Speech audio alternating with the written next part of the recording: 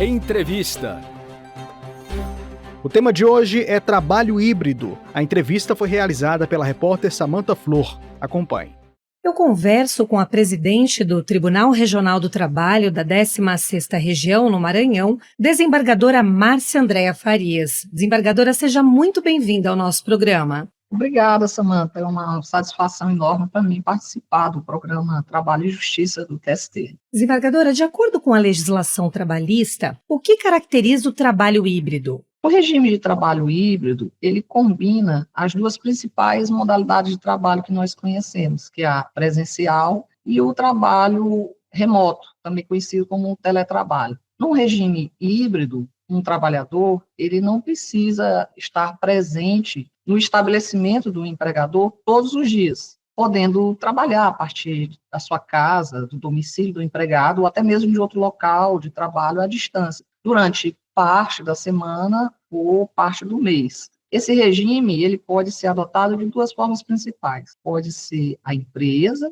a determinar os dias em que os trabalhadores ficam em casa, ou pode ser o próprio trabalhador a tomar essa decisão. O trabalhador híbrido tem os mesmos direitos de quem trabalha de maneira presencial? Esse modelo, que combina as atividades presenciais e remotas, ela não possui uma regulamentação expressa, específica, na legislação brasileira até o momento, mas é reconhecida pela doutrina e pela jurisprudência, principalmente a partir da reforma trabalhista de 2017, que introduziu na CLT as normas gerais tratando do teletrabalho. E, mais recentemente, a legislação de 2022, também relacionada ao teletrabalho. Então, em síntese, o que se faz? Se aplica as regras, as normas gerais da consolidação das leis do trabalho, combinadas especialmente com essas novas regras que estabeleceram o conceito de teletrabalho. O que é o teletrabalho? O artigo 6º da CLT, ele diz de cara, não se distingue,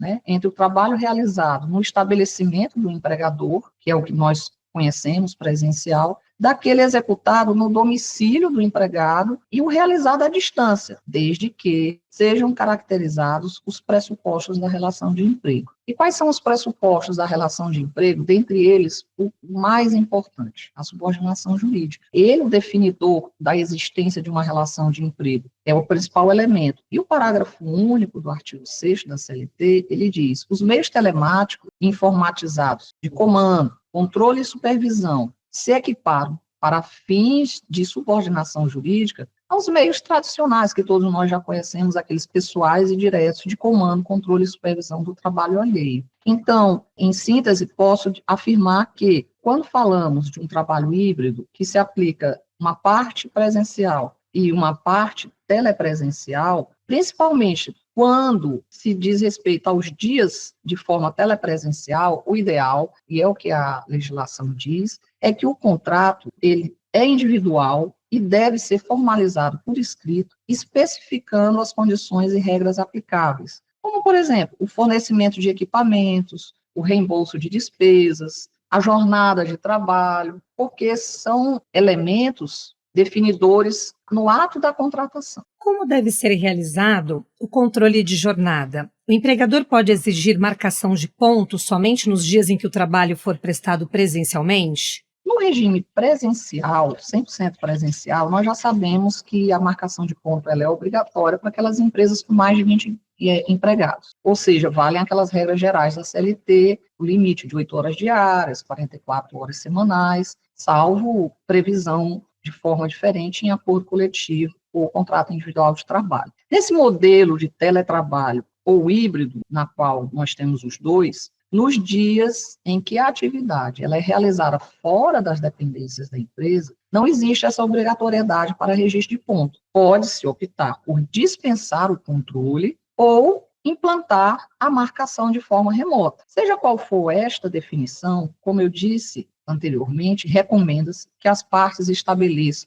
o acordo expresso, escrito, sobre o controle de jornada no contrato de prestação de serviço, de modo a evitar futuros questionamentos. Se o contrato for formalizado, especificando as condições e regras a serem aplicadas e estabelecer um controle de ponto de forma remota, sim, as disposições da CLT, quanto a limite diário de horas trabalhadas, intervalo de almoço, horas extras, continua valendo. Também devem ser observadas todas as dinâmicas definidas por convenções coletivas, quando for o caso, quando a opção for pela marcação de ponto remoto. E em relação aos benefícios, como vale transporte e vale alimentação, de que forma deve ocorrer o pagamento? O regime de trabalho híbrido combina o remoto com o presencial. Só é devido pelo empregador o vale-transporte referente aos dias em que houver o deslocamento ao serviço. Daí a necessidade de se planejar adequadamente como será essa rotina de trabalho, de modo que o funcionário venha receber o benefício conforme a necessidade de comparecimento à empresa. Com relação ao vale-refeição, não encontramos na disposição da CLT nada específico sobre o tema, mas é recomendado que esse benefício seja mantido. Ou seja, em relação aos benefícios de uma forma geral, é preciso ter em mente que, mesmo atuando remotamente, os colaboradores têm os mesmos direitos que teriam na empresa, exceto aquelas em que não é natural esta prestação, como, por exemplo, o vale-transporte nos dias em que a presença não é exigida. O controle de ponto, se ficar a critério do trabalhador o horário que ele vai trabalhar, o dia que ele vai trabalhar. Então, é uma questão assim de lógica. Então, tudo isso deve ser formalizado, escrito e estipulado. É o que recomenda-se. Se um trabalhador sofrer um acidente enquanto presta serviços em casa, isso pode ser considerado acidente de trabalho? Com a reforma trabalhista, foram introduzidos alguns artigos na CLT, e aqui eu destaco o artigo 75, que trata sobre o teletrabalho, especificamente referente à prevenção de doenças e a acidentes de trabalho. O que dispõe a legislação é que, no caso do teletrabalho, o empregador deve instruir ao empregado sobre os riscos de acidente e doenças, devendo o empregado assinar o termo de responsabilidade, comprometendo-se a seguir essas instruções fornecidas. Não vemos na legislação a obrigação do empregador de fornecer equipamentos como os EPIs, de fiscalizar esse cumprimento. Mas eu, particularmente, comungo com o entendimento de que todas as normas trabalhistas e seus dispositivos legais insertos na CLT e legislações, elas necessariamente devem ser interpretadas com base nas normas principiológicas garantidoras dos direitos fundamentais aos trabalhadores. Não entendo que possa se limitar a obrigação do empregador apenas à instrução do empregado em regime de teletrabalho, sobre as precauções a serem adotadas e pegar esse termo de responsabilidade assinado pelo empregado. Eu acho que é possível, sim, constatar que a responsabilidade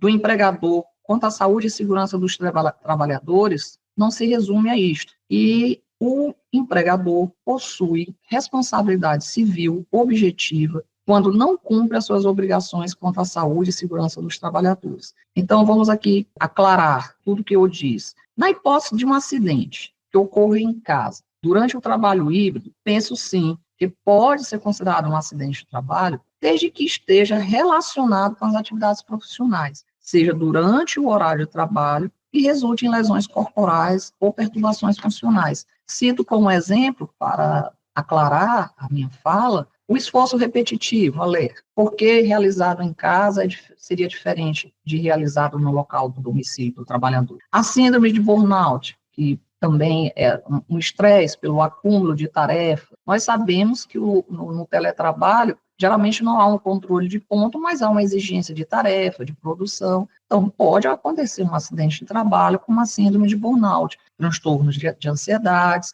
que não faz sentido dizer que o empregador não tem uma responsabilidade objetiva se ficar devidamente comprovado o nexo de causalidade. O tempo de deslocamento até o serviço pode ser considerado como parte da jornada de trabalho? Caso ocorra um acidente, a empresa deve ser responsabilizada? No regime de trabalho híbrido, a consideração do tempo de deslocamento como parte da jornada de trabalho e essa eventual responsabilização desse trajeto depende de alguns fatores. Atualmente, pela consolidação das leis do trabalho, tempo de deslocamento do trabalhador até o local de trabalho não é computado na jornada, exceto em algumas situações específicas.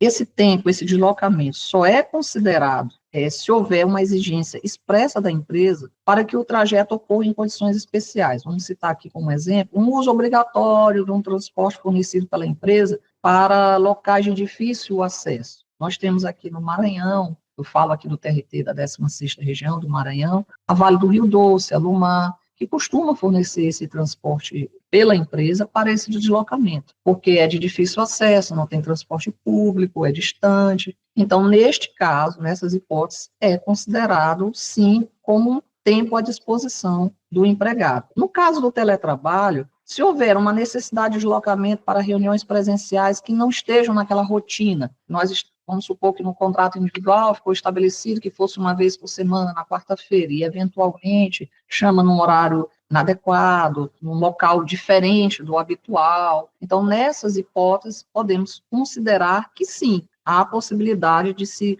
considerar como tempo de serviço à disposição do empregador. Caso ocorra um acidente de trabalho, para fins de previdência social, esse trajeto, deslocamento da casa para o trabalho, mesmo não nessas hipóteses específicas, ele continua sendo considerado um acidente de trabalho e, para fins previdenciários, garante direitos, como, por exemplo, o auxílio-doença acidentário. Permanece a estabilidade de 12 meses após o acidente, mas a empresa ela não é automaticamente responsabilizada pelo acidente. Por quê? Porque para a CLT, para a legislação trabalhista, em regra geral, esse tempo não é computado como à disposição do trabalhador. Então, nessas hipóteses, terá que se perquirir a responsabilidade, que não é automática, tem que se apurar se há culpa, se há negligência, se está incluída nessas exceções que o uso obrigatório do transporte fornecido pela empresa para locais de difícil acesso. Vamos supor que haja um problema com esse ônibus, uma falha no fornecimento desse veículo. Aí sim, fica caracterizado o acidente de trabalho. Uma exigência de deslocamento fora do horário regular, sem uma justificativa razoável, num local ermo, distante, num horário não conveniente e ocorra um acidente, também pode ser considerado. Então, em regra, no trabalho híbrido, o tempo de deslocamento não é computado na jornada de trabalho, salvo exceções específicas, e o acidente no trajeto, ele é considerado um acidente de trabalho para fins previdenciários, sempre. Mas a empresa só pode ser responsabilizada se apurada a culpa ou a negligência, a ocorrência do fato. Eu conversei com a presidente do Tribunal Regional do Trabalho da 16ª Região no Maranhão, desembargadora Márcia Andréa Farias. Desembargadora, mais uma vez, muito obrigada pela sua participação no nosso programa. Eu que agradeço a oportunidade de poder falar a todos e esclarecer mais aos trabalhadores e empregadores sobre a legislação trabalhista. Estarei sempre à disposição. Muito obrigada.